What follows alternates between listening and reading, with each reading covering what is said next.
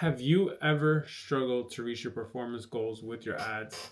So my name is Harvey and I've oversaw thousands, if not millions of dollars in ad spend, and I'm here to help you. I'm here to save the day because uh, in this video, you're going to learn how to actually monitor your advertising and make sure that it consistently improves over time so you get a better return on investment.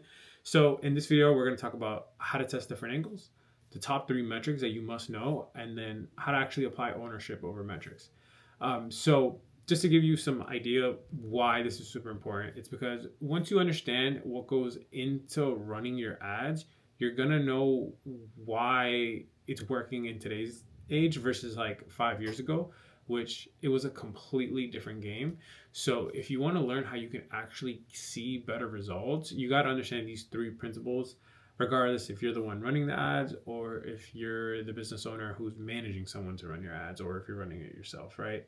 So I want you to take a second and just pay attention. You don't have to write any notes, but I just want you to open your mind to the idea that I'm probably going to share with you because it's not traditional. It's not what your common Facebook ads guru is telling you.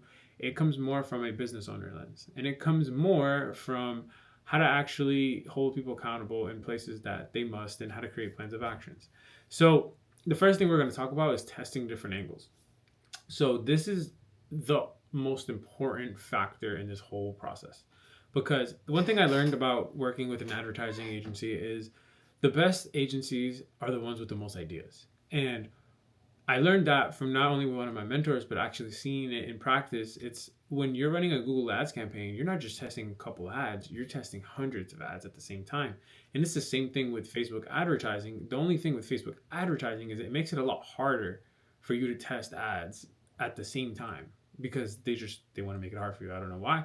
But it is the game, right? So you have to use third-party software, or you have to learn. You have to be really good at knowing how to create multiple ads, in a way that doesn't just eat up all your time, right? So the idea here is you want to test different angles, because once you have any experience in marketing, you'll realize that the ads that do really well are the ones probably you didn't expect. And this whole idea comes from finding market resonance, right? What message or what angle is resonating with the market?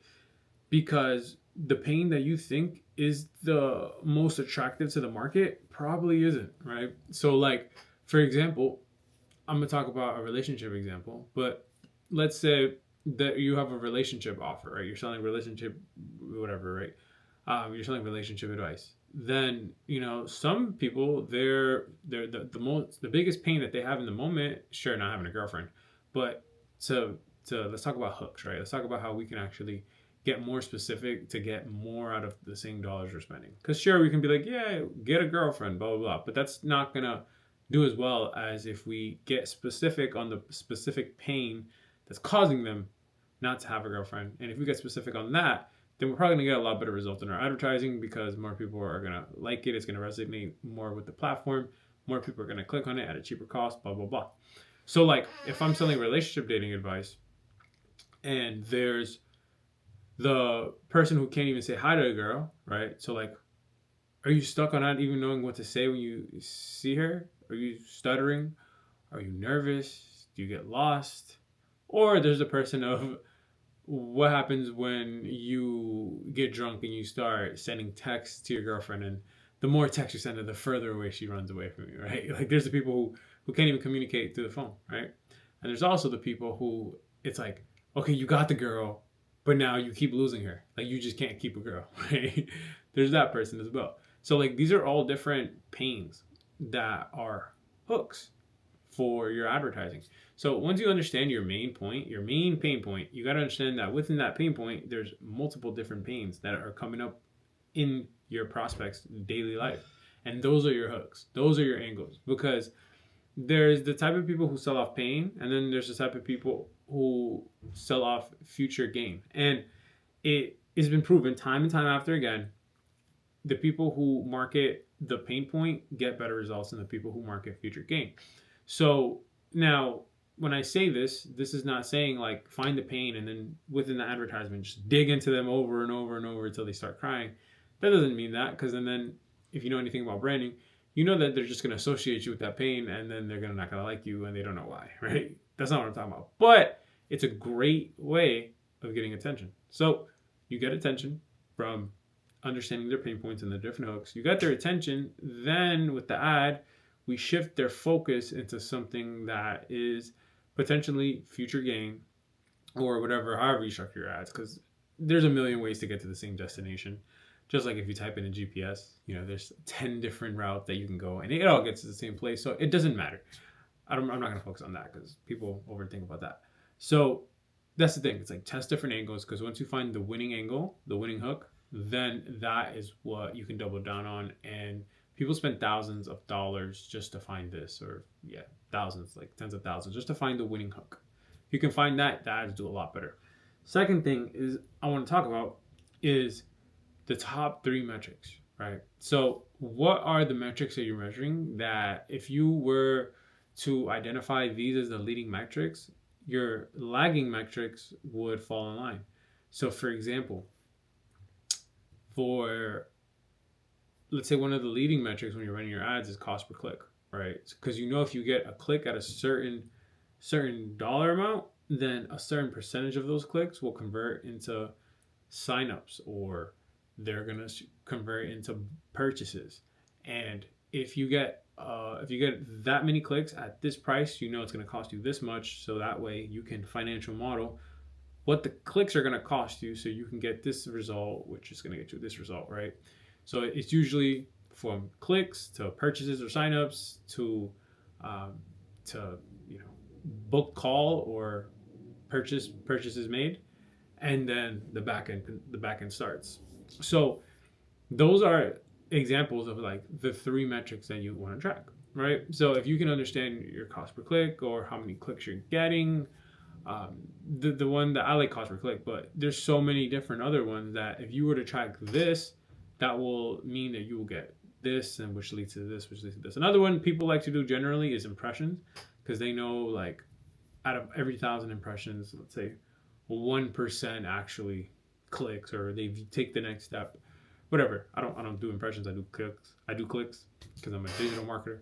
But impressions is how traditionally it's done within other avenues. Like if you're doing billboards, if you're doing TV, if you're doing other avenues, people judge how much it's going to cost based on the valid impressions that you're willing to get. Like a Super Bowl ad only costs that amount of money because of the amount of impressions that the Super Bowl is projected to have.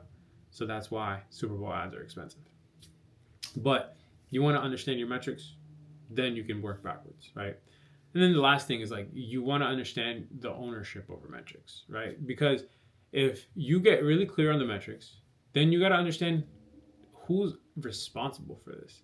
And if you're running your own ads, then sure, it's you. But if you're not running your own ads, then who's going to take responsibility if it's not going well? And if it's not going well, how are you going to be able to take it from, let's say there's 3 stages. There's red, there's yellow, there's green. Red is awful. We got to fix something. Yellow, it's like it's good, but it could be better. And then green, it means it's going great. So your whole goal is to get from red to yellow, and then from yellow to green.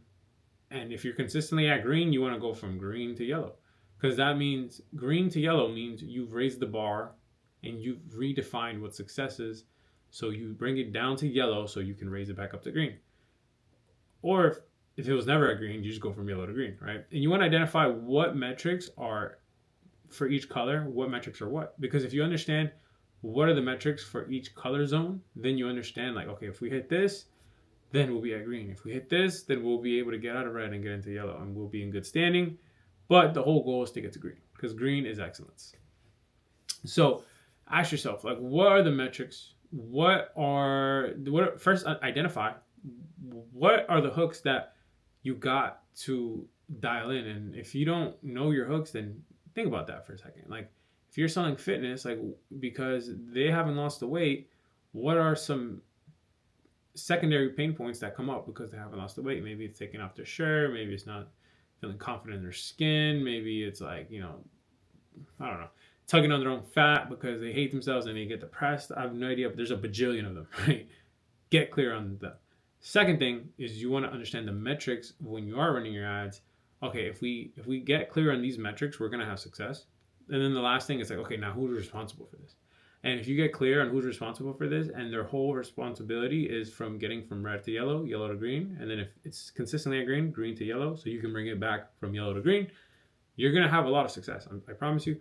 This is what the advertising agencies that are crushing it. This is what they're doing. This is how they're managing their work. This is how they're able to make a living off advertising, because they understand their metrics, and they understand if they can make a hypothesis on the metrics that it's going to take to reach success, and let's say they don't, then they just come back to the drawing board and then see what the numbers were, and then how can you make a game plan moving forward on what the existing numbers are, and how can we get success after excuse me, after understanding the existing numbers, right? So go do that, right? Don't take this lightly. Like, go do that, because that's the first step for you to actually having winning ads.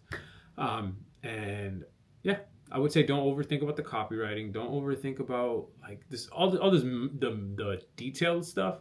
When in reality, like, Apple made a bajillion dollars just showing you a phone, and they were like, this is what it used to do. This is what it does. Now, do you want to buy it? They didn't have copywriting. Like, they didn't mean to get specific. The pain point that the market was facing is like, they had an iPod, and then they had a cellular phone, and like they had two different mechanisms. Now they just combined it, right? That's what the iPhone was, right? Or the iPhone or the iPod, which was like, you had this like ugly CD player or whatever, and then now it was just like a digital, and you can have so many more songs than the CD players that we used to carry. And that changed the game. And there wasn't a lot of copywriting, right? There wasn't that. That copywriting isn't what gets you to the next level. It's what's understanding the pain points and then testing the angles, right? The first point I made, testing the angles, testing the hooks. Because if you can find the pain point that resonates the deepest, then you know that your message is going to resonate, because they're in that pain, and what you have is going to get them out of that pain. So hopefully that was helpful. If you like what you learned, then like and subscribe, and I have more coming. So see you in the next one.